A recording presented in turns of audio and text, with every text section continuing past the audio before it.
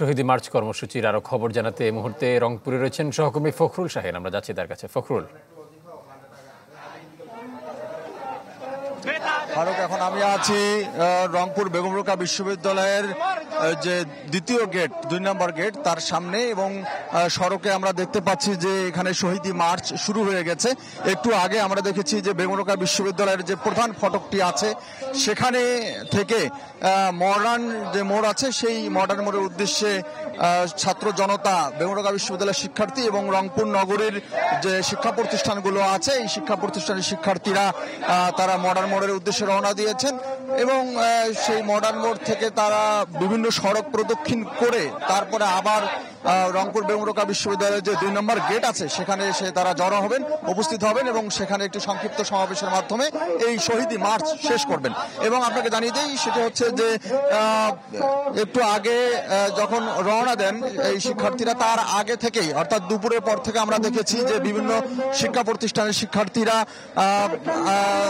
ক্ষুদ্র ক্ষুদ্র মিছিল নিয়ে স্লোগান দিতে দিতে তারা কিন্তু বেগম রোকেয়া বিশ্ববিদ্যালয়ের প্রধান ফটকের সামনে এসে জড়ো হতে থাকেন এবং 5টা নাগাদ কিন্তু শিক্ষার্থীরা জড়ো হন এবং এখানে 16 জুলাই যে আবু সাইদ এখানে পুলিশের গুলিতে নিহত হয়েছেন সেই আবু সাইদের পরিবারের সদস্যরাও কিন্তু এই শহীদ মার্চে অংশ নিয়েছেন। এছাড়া রংপুর নগরীতে যে 19 জুলাই বৈষম্যবিরোধী ছাত্র আন্দোলনে পুলিশের গুলিতে আরও 5 জন নিহত হয়েছেন।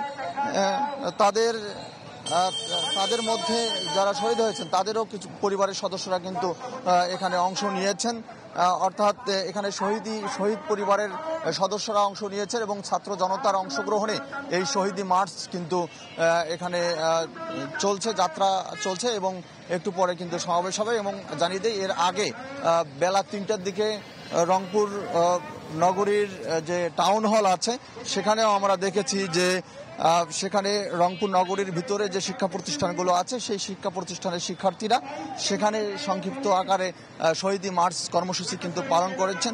অর্থাৎ রংপুর শহরের শুধু এই বেগম রোকেয়া বিশ্ববিদ্যালয়ের সামনে নয় বা বেগম রোকেয়া বিশ্ববিদ্যালয়ের শিক্ষার্থী বা আবু সাইদের সহপাঠীরা নন, এছাড়াও যে অন্যান্য শিক্ষা প্রতিষ্ঠানের শিক্ষার্থীরা আছেন এবং উপজেলায় যে শিক্ষা প্রতিষ্ঠানের শিক্ষার্থীরা আছেন সবার জায়গা থেকে ক্ষুদ্র ক্ষুদ্র পরিসরে হলেও তারা কিন্তু এই রংপুর পুরো জেলায় কিন্তু বিভিন্ন জায়গায় শহীদ মার্চ যে কর্মসূচি সেটি কিন্তু পালিত হয়েছে। দুপুরের পর থেকে আমরা কিন্তু বিভিন্নভাবে খোঁজ নিয়ে জানতে পেরেছি এবং যারা এখানে শহীদ মার্চ কর্মসূচি পালন করছেন বেগম রোকেয়া বিশ্ববিদ্যালয়ের সামনে, তাদের সঙ্গে আমরা কথা বলেছি একটু আগে। যারা শহীদ হয়েছেন শহীদের পরিবারের সদস্যদের সঙ্গে কথা বলেছি, তারা বলছেন তাদের এখনো দাবি সেটি হচ্ছে যে তারা হত্যা মামলা করেছেন, অর্থাৎ এই বৈষম্যবিরোধী ছাত্র আন্দোলনে যারা নিহত হয়েছেন তার পরিবারের সদস্যরা যে হত্যা মামলা করেছেন বিভিন্ন আসামির নাম উল্লেখ করে এবং অজ্ঞাত আসামি করে, সেই আসামিদেরকে যেন দ্রুত আইনের আওতায় এনে দৃষ্টান্তমূলক শাস্তি দেওয়া হয়, সেই জন্য তারা কিন্তু দাবি জানাচ্ছেন। এবং ছাত্র জনতা বলছেন যে অপরাধীদের দৃষ্টান্তমূলক শাস্তি না দেওয়া পর্যন্ত আইনের আওতায় এনে তাদের যে আন্দোলন সেটি কিন্তু অব্যাহত থাকবে। তো এই ছিল এখানকার সর্বশেষ। ফারুক। ফখরুল, আপনাকে অসংখ্য ধন্যবাদ। দর্শক, এই মুহূর্তে রাজধানীর ফার্মগেট থেকে শহীদ মার্চের খবর জানাবেন আরেক সহকর্মী জুম্মাতুল বিদা। আমরা সরাসরি চলে যাচ্ছি তার কাছে। বিদা। ফারুক, এই মুহূর্তে ফার্মগেট এলাকা অতিক্রম করছে এই শহীদ মার্চ এবং এটি কিন্তু রাজু ভাস্কর্য থেকে শুরু হয়েছে।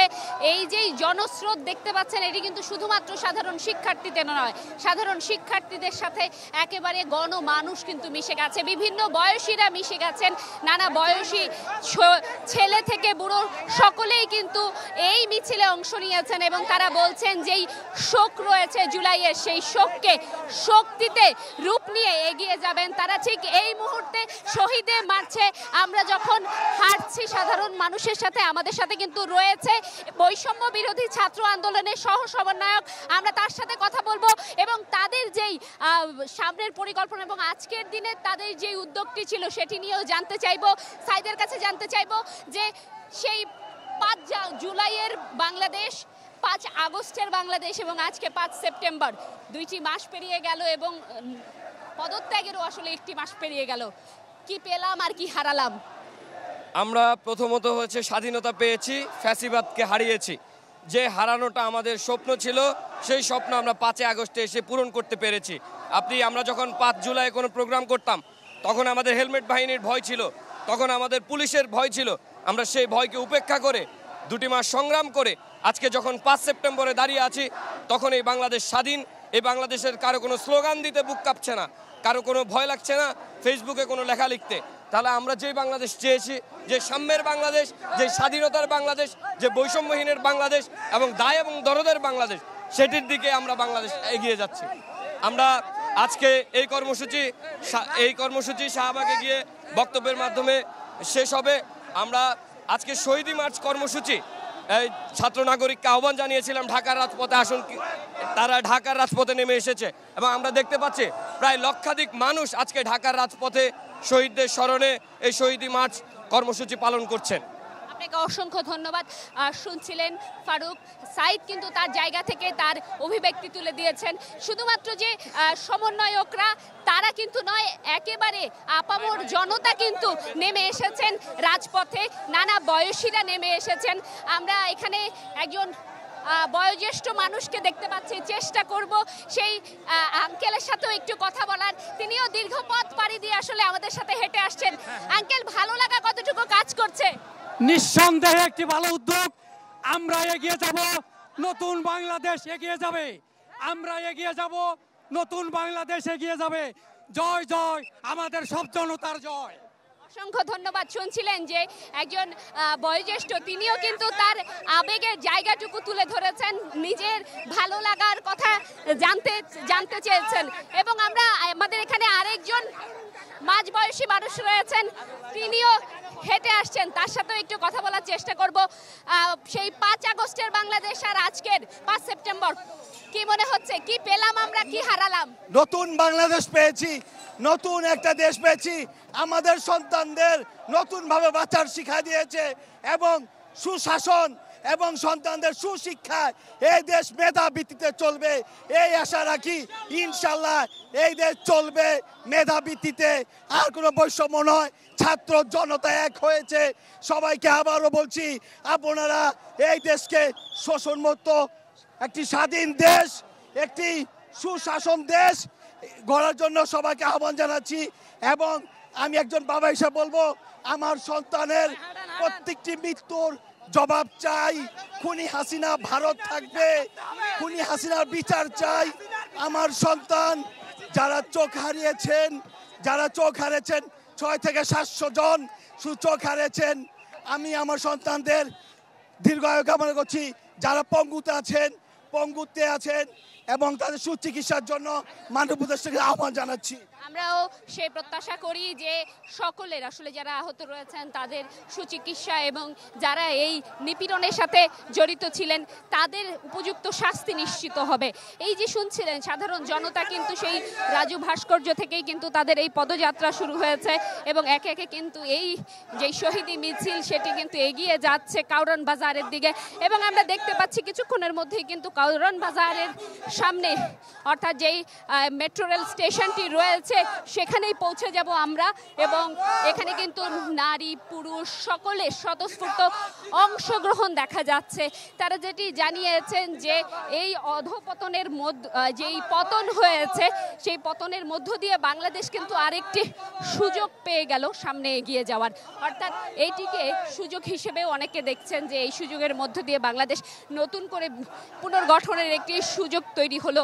প্রতিটি মাধ্যমকে, প্রতিটি স্তরকে, রাষ্ট্রের সেটিকে নতুন করে সাজানোর একটি সুযোগ তৈরি হয়েছে, যেখানে ধর্ম বর্ণ নির্বিশেষে কোনো ধরনের বৈষম্য যাতে না থাকে এবং সেটিকে উপেক্ষা করে প্রতিটি পর্বকে সাজানোর একটি সুযোগ বলছে সাধারণ শিক্ষার্থীরা। এবং এই যে পদযাত্রা এটি কিন্তু চলছে ফারুক, এটি চলবে ঠিক শাহবাগ হয়ে রাজু ভাস্কর্য হয়ে শহীদ মিনারে যে শেষ হবে এবং সেখানেই কিন্তু যদি কোনো কর্মসূচি ঘোষণা করা হয়, তাদের কোনো বক্তব্য থাকে, সেটি হয়তো আমরা পেয়ে যাব। এই ছিল ফারুক আমার কাছে এই বিদা। আপনাকে অসংখ্য ধন্যবাদ। দর্শক, ছাত্র জনতার অভ্যুত্থানের মাসপূর্তিতে বৈষম্য বিরোধী ছাত্র আন্দোলনের শহীদি মার্চের বিষয়ে জানাচ্ছিলেন সহকর্মী জুম্মাতুল বিদা।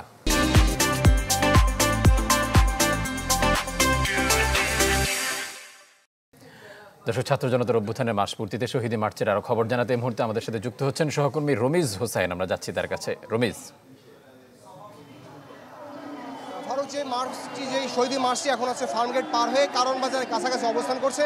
অনেক বিপুল সংখ্যকের যেহেতু জমায়েত, প্রায় কয়েক হাজার মানুষের জমায়েত, তো এটি আসলে মিছিলের একদম শেষের একটি অংশ এবং এর সামনের দিকে আসলে আরও কতদূর আগে গেছে সেটি আসলে আমার ধারণা নেই। আমি আপনাকে দেখাচ্ছি ফারুক, যেটি ফার্মগেটটি পার হয়েছে কারণ বাজার আগে, এটি আসলে মিছিলের সবশেষ একটি অংশের মাঝখানে আমরা দেখেছি যারা সমন্বয়ক রয়েছেন এই শিক্ষার্থী যেই বৈষম্য বিরোধী ছাত্র আন্দোলন, সেই ছাত্র আন্দোলনের যারা সমন্বয়ক রয়েছেন, একজন সার্জিস এবং হাসনাত আবদুল্লাহ সহ বেশ কয়েকজন রয়েছেন, তাদের নেতৃত্বে যে মূল মিছিলটি সেটি আরও সামনে অবস্থান করছে এবং শেষের অংশটি এটি। এই মাঝখানে আমি বেশ কয়েকজনের সাথে যারা এখানে উপস্থিত হয়েছেন, একজন পায়ে যে গুলিবিদ্ধ অবস্থায় আসলে তিনি বলছিলেন তার পায়ের মধ্যে এখনও 2টি স্প্লিন্টার রয়েছে। তিনি আসলে বলছিলেন যে এই যে শহীদ মার্চটি, এটি শুধুমাত্র একটি কারণের কথা আসলে তিনি বলছিলেন যে যারা আসলে যাদের রক্তের বিনিময় বা যাদের আত্মত্যাগ বা যাদের যেই আহত বা নিহত হয়েছেন তাদের বিনিময়ে যেই স্বাধীনতা, এই স্বাধীনতা অর্জনের ক্ষেত্রে যারা আহত হয়েছেন বা যারা নিহত হয়েছেন তাদেরকে যেন কোনোভাবেই ভুলে না যায়, এই বিষয়টি আসলে তারা বারবার বলছিলেন। আর আরেকটি বিষয়, তারা আসলে রাষ্ট্রের কাছ থেকে কোনো ধরনের কোনো সুবিধা আদায় করা, তারা কোনো কোটার মধ্যে অন্তর্ভুক্ত হতে চান না, যে তারা তাদের আন্দোলন বা তাদের রক্তের বিনিময়ে যেই দ্বিতীয় পর্যায়ে স্বাধীনতা, নতুন বাংলাদেশ, যেখানে আসলে একটি নতুন সম্ভাবনার বাংলাদেশ, যেখানে কোনো বৈষম্য থাকবে না, সেখানে তারা বলছিলেন যে তারা আসলে রাষ্ট্রের কোনো ধরনের কোনো সুবিধা চান না। তারা চান যে সাধারণ মানুষের কাতারে তারা অন্তর্ভুক্ত হয়ে তাদের বাকিটা জীবন তারা পার করবেন, কিন্তু কোনোভাবেই তাদের যে আত্মত্যাগ, তাদের যেই রক্ত বা তাদের যে পরিবারের এক একটি আত্মসমর্পণ, সেই বিষয়গুলো যাতে রাষ্ট্র সবসময় মনে রাখে, এই বিষয়গুলো আসলে তারা বলছেন। এবং এখন যে বর্তমান অন্তর্বর্তীকালীন সরকার, এই সরকারকে সব ধরনের সহায়তা করার জন্য তারা রাজপথে থাকবেন এবং তারা সবসময় তারা চেষ্টা করবেন আসলে এই যেই সরকার তাদেরকে যে কোনোভাবে সহায়তা করার জন্য। কারণ তারা বলছিলেন যে